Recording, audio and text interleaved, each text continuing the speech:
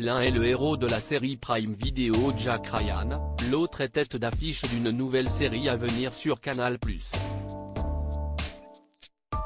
En plus d'être talentueux, John Krasinski et Emily Blunt filent le parfait amour depuis 14 ans. Retour sur les événements qui ont marqué leur romance. Hollywood n'est pas fait uniquement de scandales.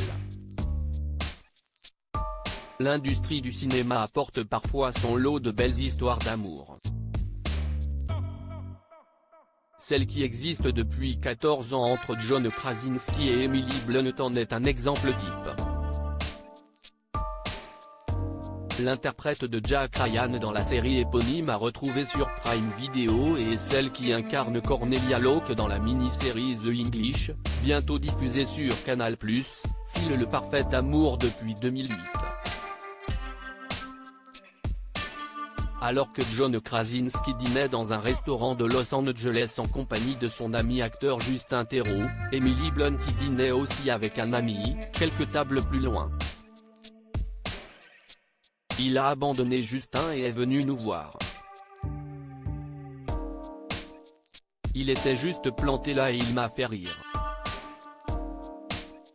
J'ai tout de suite su qu'il y avait quelque chose, a confié l'actrice lors d'interviews. Il faut croire que l'étincelle a jailli dès le départ puisqu'ils se sont fiancés dès l'année suivante. Pourtant, John Krasinski a failli ruiner l'histoire dès le début. Pour notre premier rendez-vous, je l'ai emmené dans un stand de tir, a-t-il révélé dans le Late Show de Conan O'Brien. Je crois que j'étais tellement persuadé que je ne finirais pas avec elle que je me suis dit, autant tout foirer maintenant, comme ça tu ne te sentiras pas mal.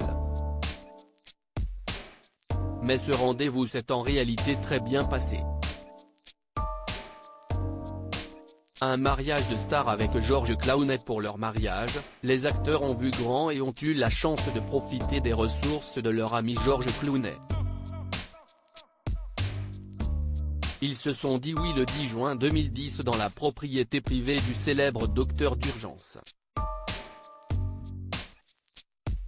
Bien plus tard, Emily Blunt a révélé qu'elle n'avait qu'un seul regret concernant ce jour-là, avoir mis de l'autobronzant. Je regarde les photos et je suis orange, ce qui n'est pas naturel pour une couleur de peau. Absolument aucun regret en revanche concernant l'homme qu'elle a épousé. Au contraire, elle a dit dans une interview pour le magazine Un Style que rencontrer John a changé sa vie. Quand je sens le soutien qu'il me porte, je me sens invincible. Amoureux à la ville comme à l'écran après 6 ans d'amour, le couple d'acteurs a accueilli sa première fille, Hazel Grace, née le 16 février 2014. 2 ans plus tard, leur deuxième enfant, Violet, venait compléter la famille. Après cela, John Krasinski et Emily Blunt se sont lancés dans un autre projet, attendu de longue date par tous leurs fans, faire un film ensemble. En avril 2018, le public a donc pu les admirer dans le seul projet qu'ils aient tourné à deux, sans un bruit. Ce film d'horreur écrit et réalisé par John Krasinski lui-même a eu droit à une suite en 2020. On y retrouve également sa femme, ce qui porte à 2 le nombre de longs métrages sur lesquels ils ont collaboré en près de 15 ans de relation.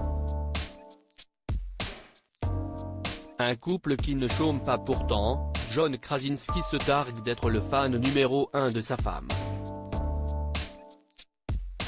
Il a même déjà avoué avoir regardé Le Diable s'habille en Prada plus de 70 fois avant de rencontrer Emily Blunt. Il faut dire qu'en 2006, son interprétation d'Emily aux côtés de Meryl Streep et Anne Hathaway avait enchanté le monde entier. Et l'actrice ne s'est pas arrêtée de tourner dans des grands films depuis. En 2014, elle incarnait Rita dans Edge of Tomorrow, avec Tom Cruise. Elle a remporté le Critics' Choice Awards de la meilleure actrice pour ce rôle. Son mari est également loin de vivre en dilettante. Il a notamment incarné Reed Richards dans le film Marvel Doctor Strange in the Multiverse of Madness cette année. Quant à leur projet commun, ils continuent. Un troisième opus de Sans un bruit a d'ores et déjà été annoncé. Il devrait sortir, si tout se déroule sans encombre en termes de pandémie, en 2025. À lire aussi, Emily Blunt révèle avoir bu beaucoup de tequila pour le tournage de sa nouvelle série, article écrit en collaboration avec 6 médias.